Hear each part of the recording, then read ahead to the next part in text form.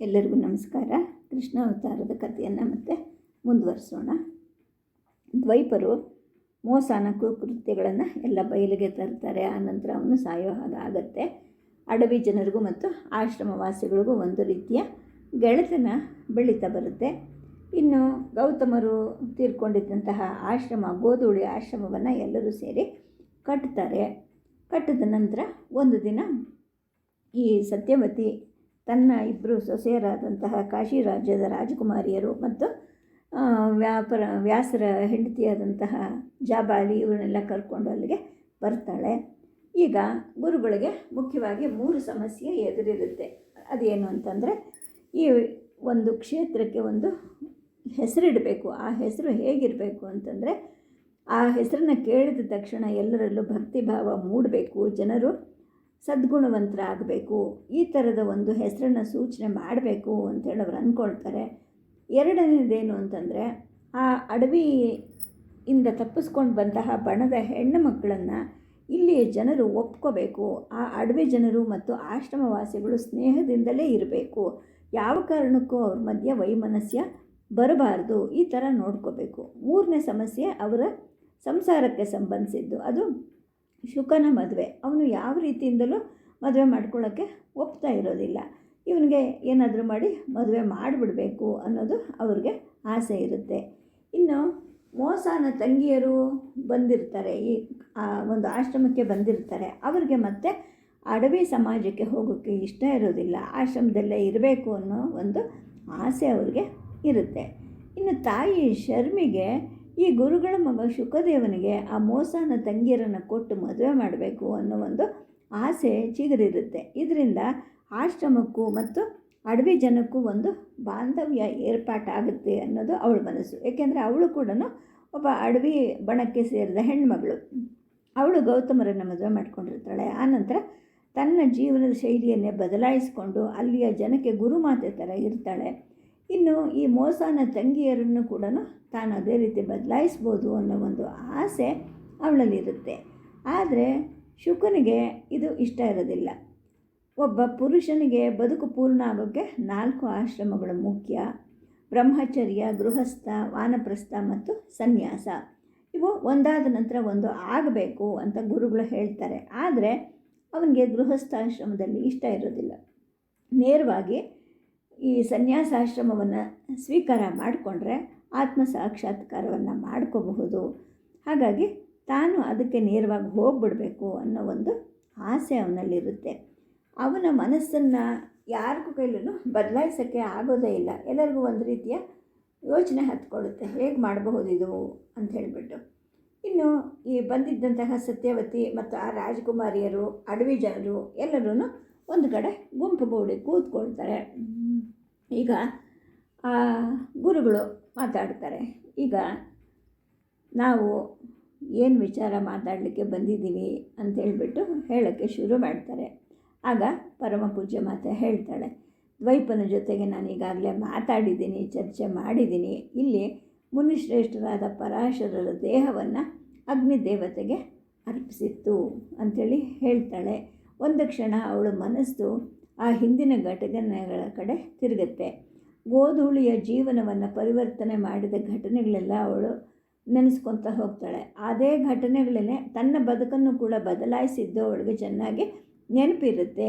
ಇದ್ರ ಜೊತೆಗೆ ಆರ್ಯಾವರ್ತದ ಜೀವನವನ್ನೇ ಕೂಡ ಪರಿವರ್ತನೆ ಮಾಡಿದ ಘಟನೆಗಳು ಕೂಡ ನೆನಪಿಗೆ ಬರುತ್ತೆ. ಮೊದಲು ಆಕೆ ಬೆಸ್ತರ ಹುಡುಗಿ ಆಗಿರ್ತಾಳೆ. ಇದೇ ಜಾಗದಲ್ಲಿ ಅವಳು ಪಂಗು ಮುನಿ ಆ ಕಾಲನ್ನು ಮುರ್ಕೊಂಡು ಬಿದ್ದಿದ್ದನ್ನು ಮೊಟ್ಟ ಮೊದಲು ನೋಡಿರ್ತಾಳೆ. ಹತ್ತಿರದಲ್ಲೇ ಇದ್ದ ಕಲ್ಪಿ ದ್ವೀಪದಲ್ಲಿ ಅವ್ರಿಗೆ ಆರೈಕೆ ಮಾಡಿರ್ತಾಳೆ. ಇವಳು ಬಡ ಹುಡುಗಿ, ಅವ್ರಿಗೆ ಅರ್ಪಿಸೋಕ್ಕೆ ಏನೂ ಇರೋದಿಲ್ಲ. ತನ್ನ ತನುವನ್ನು ಮುನಿಗಳಿಗೆ ಅರ್ಪಿಸಿರ್ತಾಳೆ. ಅದರಿಂದ ದ್ವೈಪ ಹುಟ್ಟಿರ್ತಾನೆ. ಆ ದ್ವೈಪನನ್ನು ಈ ಪಂಗು ಮುನಿ ಇದೇ ಆಶ್ರಮಕ್ಕೆ ಕರ್ಕೊಂಡು ಬಂದು ಆಚಾರ್ಯ ಗೌತಮರಿಗೆ ಒಪ್ಪಿಸಿ ಅವರ ಶಿಷ್ಯನನ್ನಾಗಿ ಮಾಡಿರ್ತಾರೆ. ಇನ್ನು ತಾಯಿ ಶರ್ಮಿ ಅದೇ ದ್ವೈಪನನ್ನು ತನ್ನ ಮಗನ ಹಾಗೆ ಬೆಳೆಸಿರ್ತಾಳೆ. ಈ ಘಟನೆಗಳೆಲ್ಲ ಅವಳಿಗೆ ನೆನಪಾಗುತ್ತೆ. ಆ ನಂತರ ಹೇಳ್ತಾಳೆ, ಗುರುಗಳ ಜೊತೆಗೆ ನಾನು ಈ ವಿಷಯವನ್ನು ಮಾತಾಡಿದ್ದೀನಿ. ನಾವು ಮೊದಲು ಈ ತೀರ್ಥಕ್ಕೆ, ಅಂದರೆ ಈ ಜಾಗಕ್ಕೆ ಒಂದು ಹೆಸರನ್ನು ಕೊಡಬೇಕು. ಆ ಹೆಸರು ಹೇಗಿರಬೇಕು ಅಂತಂದರೆ, ಇಲ್ಲಿಗೆ ಬರೋ ಗಂಡು ಮಕ್ಕಳು ಹೆಣ್ಣುಮಕ್ಕಳು ಎಲ್ಲರಿಗೂ ಕೂಡ ಒಂದು ರೀತಿಯ ಮಹತ್ವ ಈ ಹೆಸರಿಗಿದೆ ಅನ್ನೋದು ಅರಿವಾಗಬೇಕು. ಆ ಥರದ ಒಂದು ಪವಿತ್ರವಾದ ಹೆಸರನ್ನು ಇಲ್ಲಿ ಇಡಬೇಕು ಅಂತೇಳಿ ಹೇಳ್ತಾರೆ. ಆಮೇಲೆ ಗುರುಗಳ ಕಡೆ ತಿರುಗಿಬಿಟ್ಟು ನಾವು ಏನು ಮಾಡಬೇಕು ಅಂತ ನೀನು ಏನು ಹೇಳ್ತೀಯಪ್ಪ ಅಂತ ಕೇಳಿದಾಗ ಗುರುಗಳು ಹೇಳ್ತಾರೆ, ಅಮ್ಮ ಮೊದಲು ಆಶ್ರಮಕ್ಕೆ ಹೆಸರಿಡೋ ವಿಷಯದಲ್ಲಿ ನನ್ನ ಅಭಿಪ್ರಾಯನೇ ಬೇರೆ ಇದೆ ಅಂಥೇಳಿ ಹೇಳಿ ಮುಗುಳ್ನಗೆ ನಗ್ತಾರೆ. ಆಯಿತು, ನೀನು ಯಾವ ಹೆಸರು ಹೇಳ್ತೀಯ ನಾವೆಲ್ಲರೂ ಒಪ್ಕೋತೀವಿ ಅಂತ ಹೇಳಿಬಿಟ್ಟು ಪರಮ ಪೂಜ್ಯ ಮಾತೆ ಹೇಳ್ತಾಳೆ. ಆಗ ಗುರುಗಳು ಹೇಳ್ತಾರೆ, ನಾನು ಒಂದು ಹೆಸರನ್ನ ಮನಸ್ಸಿನಲ್ಲಿ ಯೋಚನೆ ಮಾಡಿದ್ದೀನಿ, ಆದರೆ ಅದನ್ನು ಹೇಳಿದ್ರೆ ಬಹುಶಃ ನೀವು ಯಾರೂ ಒಪ್ಪೋದಿಲ್ಲ ಅಂತ ನನಗೆ ಗೊತ್ತು ಅಂತ ಹೇಳಿಬಿಟ್ಟು ನಗುತ್ತಾರೆ. ಆಶ್ರಮಕ್ಕೋಸ್ಕರ ಯಾರು ತುಂಬ ಕಷ್ಟ ಅನುಭವಿಸಿದ್ರೋ ಅವ್ರ ಹೆಸರನ್ನು ಇದಕ್ಕೆ ಇಡಬೇಕು ಅಂತ ನಾನು ಅಂದ್ಕೊಂಡಿದ್ದೀನಿ ಅಂತ ಹೇಳಿಬಿಟ್ಟು ಹೇಳ್ತಾರೆ. ಆಗ ಪರಮ ಪೂಜ್ಯ ಮಾತ್ರ ಹೇಳ್ತಾಳೆ, ನೀನು ಬರೀ ಒಗಟಿನಲ್ಲೇ ಮಾತಾಡಬೇಡ, ಸ್ಪಷ್ಟವಾಗಿ ಆ ಹೆಸರು ಹೇಳು ಅಂತ ಅಂದಾಗ ಆ ಗುರುಗಳು ಹೇಳ್ತಾರೆ, ಆ ಹೆಸರು ಕೇಳಿದ್ರೆ ನಿಮಗೆಲ್ಲ ಆಶ್ಚರ್ಯ ಆಗಬಹುದು, ಅವರು ಇಲ್ಲೇ ಇದ್ದಾರೆ ನೋಡಿ ಅಂತ ಹೇಳಿಬಿಟ್ಟು ತಾಯಿ ಶರ್ಮಿ ಕಡೆಗೆ ತೋರಿಸ್ತಾರೆ.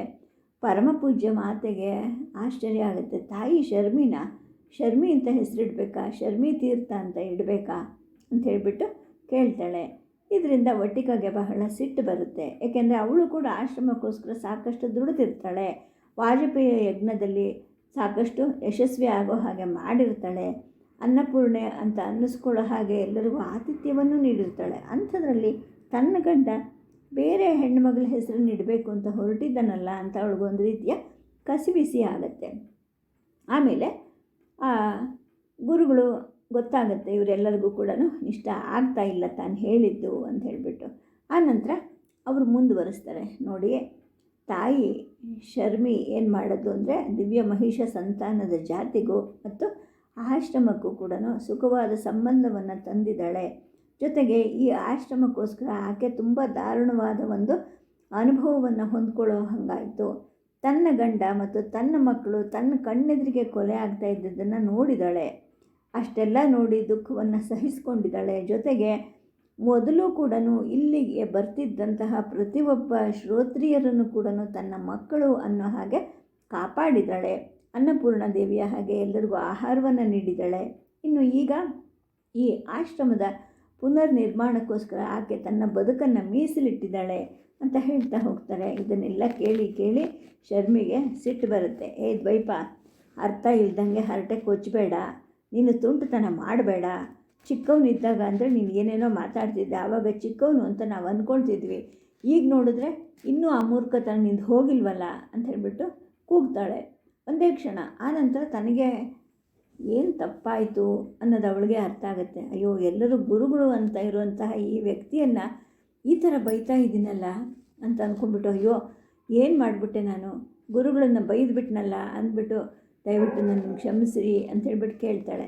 ಆಗ ದ್ವೈಪರು ಹೇಳ್ತಾರೆ, ಅಮ್ಮ ಎಲ್ಲಾದರೂ ಉಂಟಾ, ನೀನು ಗುರುವನ್ನು ಬೈಲೇ ಇಲ್ಲ, ನಿನ್ನ ಮಗ ಕೃಷ್ಣನಿಗೆ ನೀನು ಚೀಮಾರಿ ಹಾಕಿದೆಯಾ ಅಷ್ಟೇ, ನಾನು ಯಾವತ್ತಿದ್ರೂ ನಿನ್ನ ಮಗ ಅಲ್ವಾ ಅಂತ ಹೇಳಿಬಿಟ್ಟು ಒಂದು ಅಭಿಮಾನದಿಂದ ತಾಯಿ ಶರ್ಮಿ ಕಡೆಗೆ ನೋಡ್ತಾರೆ.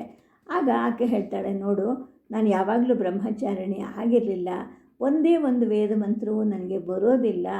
ಪಿತೃಲೋಕದಲ್ಲಿರೋ ನನ್ನ ಗಂಡನಿಗೆ ಈ ಆಶ್ರಮಕ್ಕೆ ನನ್ನ ಹೆಸರನ್ನು ಇಟ್ಟರೆ ಸಿಟ್ಟು ಬಂದುಬಿಡುತ್ತೆ. ನನ್ನ ಹೆಸರನ್ನು ಇಟ್ಬಿಟ್ಟು ಈ ಆಶ್ರಮದ ಪಾವಿತ್ರ್ಯವನ್ನೆಲ್ಲ ಯಾಕಪ್ಪ ಕಳಿಯಕ್ಕೆ ಹೋಗ್ತೀಯಾ?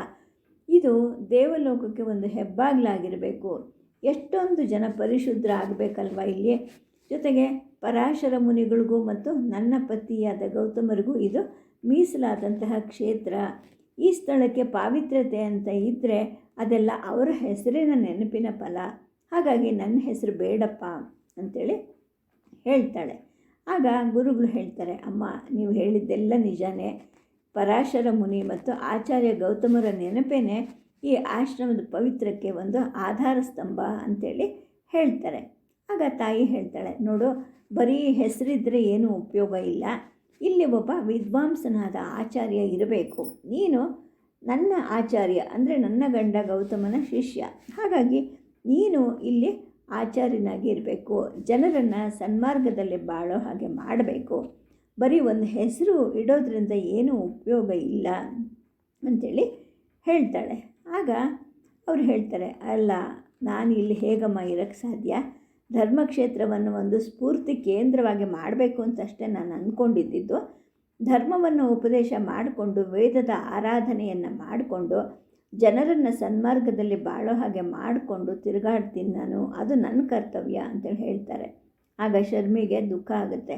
ನೋಡು, ನೀನು ಆಚಾರ್ಯ ಆಗೋದಿಲ್ಲ ಅನ್ನೋದಾದರೆ ನಾನು ನಿನ್ನ ಮಗ ಶುಕದೇವನನ್ನು ನಾನು ಬಿಟ್ಟುಕೊಡೋದಿಲ್ಲ.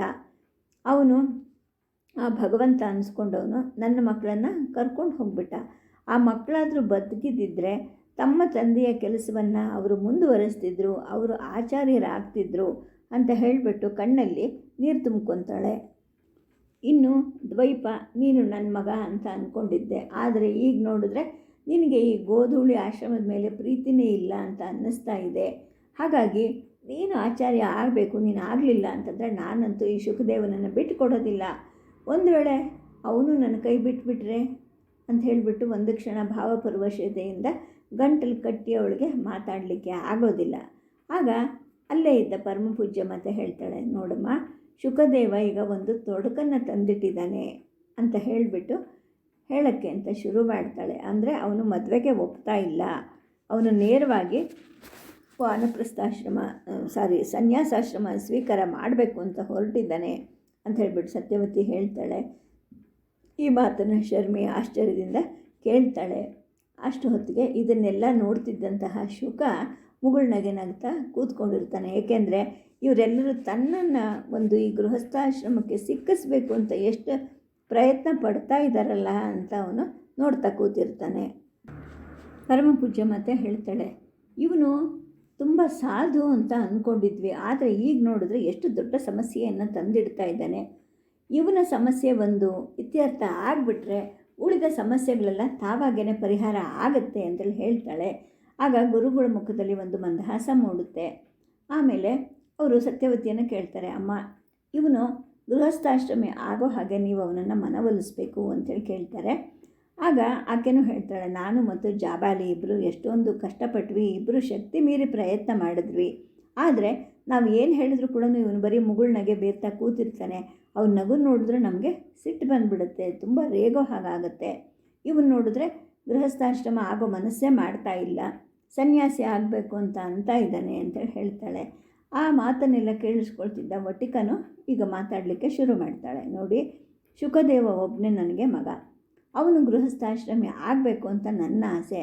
ಈ ಗೃಹಸ್ಥ ಸ್ಥಾಪನೆಯನ್ನು ಮಾಡದೆ ಯಾವ ಶ್ರೋತ್ರಿಯನು ತನ್ನ ಆಶ್ರಮ ಧರ್ಮವನ್ನು ನಿರ್ವಹಿಸೋಕ್ಕೆ ಆಗಲ್ಲ ಅಂದ್ಬಿಟ್ಟು ನಮ್ಮ ಹಿಂದಿನ ಶಾಸ್ತ್ರಗಳು ಹೇಳ್ತಾ ಇವೆ. ಅವನ ಮಕ್ಕಳು ಅವನಿಗೆ ಪಿಂಡ ಪ್ರದಾನ ಮಾಡದೆ ತನ್ನ ಪಿತೃಗಳನ್ನು ಇವನು ಹೇಗೆ ಉದ್ಧರಿಸೋಕ್ಕೆ ಸಾಧ್ಯ ಅಂತ ಹೇಳ್ಬಿಟ್ಟು ಹೇಳ್ತಾ ಇರ್ತಾಳೆ. ಈ ಥರ ಇನ್ನೂ ಏನೋ ಹೇಳೋಕ್ಕಿಂತ ಹೊರಟಾಗ ತಾಯಿ ಶರ್ಮಿ ಮಧ್ಯ ಬಾಯಿ ಹಾಕ್ತಾಳೆ. ಇನ್ನು ಎಷ್ಟು ಹೊತ್ತು ಅಂತ ಈ ಚರ್ಚೆ ಮಾಡ್ತಾ ಇರ್ತೀರಾ, ಇದಕ್ಕೆ ಕೊನೆ ಮೊದಲು ಇಲ್ವಾ ಅಂತ ಹೇಳಿಬಿಟ್ಟು ತನ್ನ ಎದೆ ಮೇಲೆ ಕೈ ಜೋಡಿಸ್ಕೊಳ್ತಾಳೆ. ಆಮೇಲೆ ಹೇಳ್ತಾಳೆ, ದ್ವೈಪ, ಈ ಆಶ್ರಮಕ್ಕೆ ನೀನು ಯಜಮಾನ ಆಗಬೇಕು. ನೀನು ಆಗದೇ ಇದ್ದರೆ ಶುಕದೇವ ಆಗಬೇಕು. ಅವನು ಗೃಹಸ್ಥಾಶ್ರಮಿ ಆಗಲೇಬೇಕು. ಇಲ್ಲಿದ್ದ ಮೋಸನ ಕಿರಿಯ ತಂಗಿ ಪೀವರಿಯನ್ನು ಅವನ ಮದುವೆ ಆಗಲೇಬೇಕು ಅಂಥೇಳಿ ಅಧಿಕಾರಯುತವಾಗಿ ಹೇಳ್ತಾಳೆ. ನೀವೆಲ್ಲರೂ ಸ್ವಾರ್ಥಿಗಳು. ನನ್ನ ಆಚಾರ್ಯ ಏನು ಮಾಡಬೇಕು ಅಂತ ನನಗೆ ಹೇಳ್ತಿದ್ರು ಅದನ್ನೇ ನಾನು ಮಾಡೇ ಮಾಡ್ತೀನಿ ಅಂತ ಹೇಳಿಬಿಟ್ಟು ವಟಿಕಾಳ ಕಡೆಗೆ ದುರ್ಗುಟ್ಕೊಂಡು ನೋಡ್ತಾಳೆ. ಆಮೇಲೆ ಪರಮಪೂಜ್ಯ ಮಾತೆ ಕಡೆಗೂ ಕೂಡ ಸಿಟ್ಟಿನಿಂದ ನೋಡ್ತಾಳೆ. ಸೊಂಟದ ಮೇಲೆ ಕೈ ಇಟ್ಕೊಂಡು ನಿಂತ್ಕೊಳ್ತಾಳೆ. ಸಿಟ್ಟಿನಿಂದ ತಾಯಿ ಶರ್ಮಿ ಕಡೆಗೆ ವಟಿಕಾಯಿಗೆ ನೋಡೋಕ್ಕೆ ಶುರು ಮಾಡ್ತಾಳೆ. ಏಕೆಂದರೆ ತನ್ನ ಮಗನ ವಿವಾಹವನ್ನು ನಿರ್ಧರಿಸೋಕ್ಕೆ ಇವಳು ಯಾರು? ತಾನಿಲ್ಲೇ ಕೂತಿದ್ದೀನಿ, ಪರಮಪೂಜ್ಯ ಮಾತೆ ಅಂದರೆ ಅವನ ಅಜ್ಜಿ ಅನ್ನಿಸ್ಕೊಂಡ ಸತ್ಯವತಿ ಕೂಡ ಇಲ್ಲೇ ಇದ್ದಾರೆ, ತಂದೆ ಆದ ದ್ವೈಪರಿದ್ದಾರೆ, ಇಷ್ಟು ಜನ ಎಲ್ಲ ಇರುವಾಗ ಈಕೆ ಯಾರು ಅದನ್ನು ನಿರ್ಧಾರ ಮಾಡೋದು ಅನ್ನೋ ಒಂದು ಸಿಟ್ಟು ವಟಿಕಾಳಲ್ಲಿ ಮೂಡುತ್ತೆ. ಆದರೆ ಮರುಕ್ಷಣವೇ ತನ್ನ ಗಂಡನ ಜೀವನದಲ್ಲಿ ಶರ್ಮಿಯ ಸ್ಥಾನ ಎಂಥದ್ದು ಅಂತ ಅವಳಿಗೆ ನೆನಪಾಗತ್ತೆ. ಏಕೆಂದರೆ ತಾಯಿ ಇಲ್ಲ, ತಂದೆ ಇಲ್ಲ ಅಂಥ ಮಗುವನ್ನು ಇದೇ ಶರ್ಮಿಯೇ ಕಾಪಾಡಿರ್ತಾಳೆ. ಅವರು ವೇದ ವಿದ್ಯೆಯಲ್ಲಿ ಎಲ್ಲದರಲ್ಲೂ ಪರಿಣಿತರಾಗೋ ಹಾಗೆ ಗೌತಮರು ಮಾಡಿದಾಗ ಅದಕ್ಕೆ ಬೇಕಾದ ಎಲ್ಲ ಸಹಾಯವನ್ನು ಕೂಡ ಇದೇ ಶರ್ಮಿ ಮಾಡಿರ್ತಾಳೆ. ಈಗ ಕೂಡ ತನ್ನ ಗಂಡ ಮಕ್ಕಳನ್ನು ಕಳ್ಕೊಂಡಿದ್ರು ಕೂಡ ಇದೇ ದ್ವೈಪ ತನ್ನ ಮಗ ಅನ್ನೋ ಹಾಗೆ ಭಾವಿಸ್ಕೊಂಡಿರ್ತಾಳೆ. ಅವನೇ ಇಲ್ಲಿಗೆ ಯಜಮಾನ ಆಗಬೇಕು ಅಂತ ಕೂಡ ಅವಳು ಮಾತಾಡ್ತಾ ಇರ್ತಾಳೆ. ಇಂತಹ ಶರ್ಮಿಯ ಸ್ಥಾನ ದ್ವೈಪರ ಜೀವನದಲ್ಲಿ ದೊಡ್ಡದು ಅಂತ ವಟಿಕಗೆ ಚೆನ್ನಾಗಿ ಗೊತ್ತಿರುತ್ತೆ. ಆಗ ಶರ್ಮಿ ಮಾತನ್ನು ಶುರು ಮಾಡ್ತಾಳೆ. ದ್ವೈಪ ಇಲ್ಲಿಗೆ ಬಂದಾಗ ತಾಯಿ ಇಲ್ಲದ ಮಗು, ಅವನನ್ನು ನೋಡ್ಕೊಂಡಿದ್ದು ನಾನೇ, ಅವನಿಗೆ ನಾನೇ ತಾಯಿ ಆಗಿದ್ದೆ ಅಂತ ಹೇಳಿಬಿಟ್ಟು ಮುಂದೆ ಹೇಳೋಕ್ಕೆ ಶುರು ಮಾಡ್ತಾಳೆ. ನೀವು ದ್ವೈಪನನ್ನು ಗುರುಗಳನ್ನಾಗಿ ಮಾಡಿದ್ರಿ, ಎಲ್ಲರೂ ಅವನನ್ನು ಬಯಸ್ತೀರಾ, ಅವನು ಅಲ್ಲಿರಬೇಕು ಇಲ್ಲಿರಬೇಕು ಅಂತೆಲ್ಲ ಹೇಳ್ತೀರಾ. ಆದರೆ ನನ್ನ ಆಶ್ರಮಕ್ಕೆ ಅವನು ಬಿಟ್ಕೊಡೋರೆ ಯಾರೂ ಇಲ್ವಲ್ಲ, ಅದಕ್ಕಿಂತ ಅವನು ದೊಡ್ಡವನಾಗಿದ್ದಾನೆ ಅಂತ ಹೇಳಿಬಿಟ್ಟು ಮುಂದಕ್ಕೆ ಹೇಳ್ತಾಳೆ. ಇನ್ನು ನಾನು ಶುಕನನ್ನು ಬಿಟ್ಟುಕೊಡೋದಿಲ್ಲ, ಅವನು ಗೃಹಸ್ಥಾಶ್ರಮಿ ಆಗಲೇಬೇಕು, ಅವನು ಇರಲೇಬೇಕು. ಜೊತೆಗೆ ಮೋಸನ ಕಿರಿ ತಂಗಿಯಾದ ಪೀವರಿಯನ್ನು ಅವನು ಮದುವೆ ಮಾಡ್ಕೊಳ್ಲೇಬೇಕು. ನಾನು ಈಗಾಗಲೇ ಅದನ್ನೆಲ್ಲ ನಿಶ್ಚಯ ಮಾಡಿಬಿಟ್ಟಿದ್ದೀನಿ ಅಂತ ಸೊಂಟದ ಮೇಲೆ ಕೈ ಇಟ್ಕೊಂಡು ಅಧಿಕಾರಯುತವಾಗಿ ಹೇಳೋಕ್ಕೆ ಶುರು ಮಾಡ್ತಾಳೆ. ತನ್ನ ಮಗನ ವಿಷಯವನ್ನು ತೀರ್ಮಾನಿಸೋಕ್ಕೆ ನನಗೆ ಸರ್ವಾಧಿಕಾರ ಅನ್ನೋ ಹಾಗೆ ಶರ್ಮಿ ಮಾತಾಡ್ತಾ ಇರೋದನ್ನು ನೋಡಿ ವಟಿಕಾಗೆ ಬಹಳ ನೋವಾಗುತ್ತೆ. ಅವಳು ಹೇಳ್ತಾಳೆ, ಅಮ್ಮ ಶರ್ಮಿ, 9 ತಿಂಗಳು ಇದೇ ಮಗು ನನ್ನ ದೇಹದ ಭಾಗ ಆಗಿತ್ತು ಅನ್ನೋದನ್ನು ನೀವು ಮರೆತಿದ್ದೀರಾ ಅಂತ ಕಾಣುತ್ತೆ. ಅವನಿಗೆ ತಕ್ಕ ವಧುವನ್ನು ಆರಿಸಬೇಕಾಗಿರೋದು ನಾನು, ನೀವಲ್ಲ. ನಾನಾಗಲೇ ಆಚಾರ್ಯ ಶೌನಕನ ಮಗಳನ್ನು ಅವನಿಗೆ ಅಂತ ಗೊತ್ತು ಮಾಡಿದ್ದೀನಿ ಅಂಥೇಳಿ ಹೇಳ್ತಾಳೆ. ಆಗ ಶರ್ಮಿ ಮತ್ತೆ ಸಿಟ್ಟಿನಿಂದ ಮಾತನ್ನು ಮುಂದುವರಿಸ್ತಾಳೆ. ನೋಡು, ಏ ಜಾಬಾಲಿಯ ಮಗಳೇ, ಈ ಶುಕನನ್ನು ನನ್ನ ಮಗ ಅಂತ ಹೇಳ್ತಾ ಇದೆಯಲ್ಲ, ಮೋಸ ಅವನನ್ನು ಕೊಲ್ಲಕ್ಕೆ ಬಂದಾಗ ನೀನು ಎಲ್ಲಿದ್ದೆ? ಪ್ರಾಣದ ಹಂಗನ್ನು ತೋರಿದು ನಾನು ಅವನನ್ನು ಕಾಪಾಡಿದೆ. ಅವನಿಗೆ ಕಷ್ಟಪಟ್ಟು ಪ್ರಾಣದ ಹಂಗನ್ನು ತೋರಿದು ಹೋಗಿ ಅನ್ನವನ್ನು ಕೊಟ್ಟೆ. ಅನ್ನ ತಿಂದೇ ಇದ್ದರೆ ಅವನು ಉಪವಾಸ ಸತ್ತು ಹೋಗ್ತಿದ್ದ. ಆಗ ನೀನು ಎಲ್ಲಿ ಹೋಗಿದ್ದೆ? ಈಗ ನನ್ನ ಮಗ ಅಂತ ಅಂತಿದೆಯಲ್ಲ, ಹಸ್ತಿನಾವತಿಯಲ್ಲಿ ಕೂತ್ಕೊಂಡು ಆ ಪರಮಪೂಜ್ಯ ಮಾತೆಯ ಆತಿಥ್ಯವನ್ನು ಸವಿತಾ ಕೂತಿದ್ದೆ ಅಲ್ವಾ ನೀನು ಅಂತ ಹೇಳಿಬಿಟ್ಟು ಹಂಗಿಸ್ತಾಳೆ. ಆಗ ವಟಿಕನಿಗೂ ಇನ್ನೇನು ತಾನು ಮಾತಾಡಬೇಕು, ಸಿಡಿದು ಬಿಡಬೇಕು ಅಂತ ಅಂದ್ಕೊಳ್ತಾಳೆ. ಅಷ್ಟರಲ್ಲಿ ಶುಕದೇವ ನಗಕ್ಕೆ ಶುರು ಮಾಡ್ತಾನೆ. ವಿನಯದಿಂದ ಕೆಳಗೆ ನೋಡ್ತಾ ಇದ್ದರೂ ಕೂಡ ಅವನು ನಗಕ್ಕೆ ಶುರು ಮಾಡ್ತಾನೆ. ಮಗು ಯಾಕೆ ನಗ್ತಾ ಇದೆಯಾ ಅಂತ ಸತ್ಯವತಿ ಕೇಳ್ತಾಳೆ. ಶುಕದೇವ ತಲೆ ಎತ್ತದೆ ತಲೆ ಬಗ್ಗಿಸ್ಕೊಂಡು ಹಾಗೆ ತಲೆ ಅಲ್ಲಾಡಿಸ್ತಾನೆ. ನಗೆಯನ್ನು ತಡೆಯೋಕ್ಕೆ ಅವನ ಕೈಲಿ ಆಗೋದೇ ಇಲ್ಲ.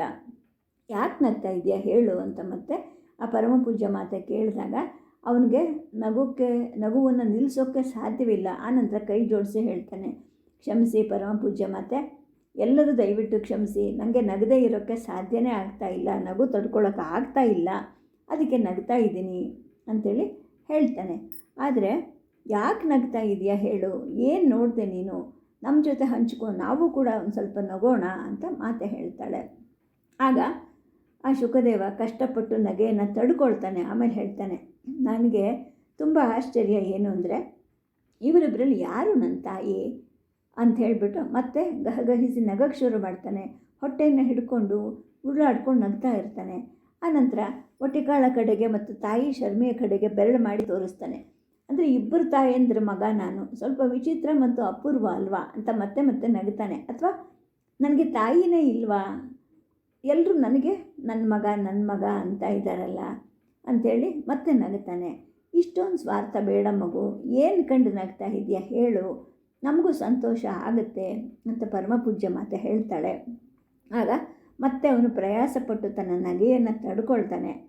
ಪರಮಪೂಜ್ಯ ಮಾತೆ, ನೀವು ಕೂಡ ನನ್ನ ತಾಯಿ ಅಂತ ಹೇಳ್ತೀರೇನೋ ಅಂತ ಕಾಯ್ತಾ ಇದ್ದೆ, ಜೊತೆಗೆ ನಿಮ್ಮ ದಾಸಿ ದಾವಿ ಕೂಡ ಹೇಳಬೇಕು, ಹಾಗೆ ಇಲ್ಲಿರೋ ಎಲ್ಲ ಹೆಣ್ಮಕ್ಳು ಇವನು ನನ್ನ ಮಗ ಅಂತ ಅಂತಾರೇನೋ ಅಂತ ನೆನೆಸ್ಕೊಂಡು ನನಗೆ ತುಂಬ ನಗು ಬರ್ತಾ ಇದೆ ಅಂತ ಹೇಳಿಬಿಟ್ಟು ತನ್ನ ನಗುವಿನ ಕಾರಣವನ್ನು ಹೇಳ್ತಾನೆ. ಈ ಮಾತನ್ನು ಕೇಳಿ ಅಲ್ಲಿದ್ದವ್ರಿಗೆಲ್ಲರಿಗೂ ಕೂಡ ನಗು ಹೆಚ್ಚಾಗುತ್ತೆ. ಎಲ್ಲರೂ ನಗ್ತಾ ಕೂತ್ಕೊತಾರೆ.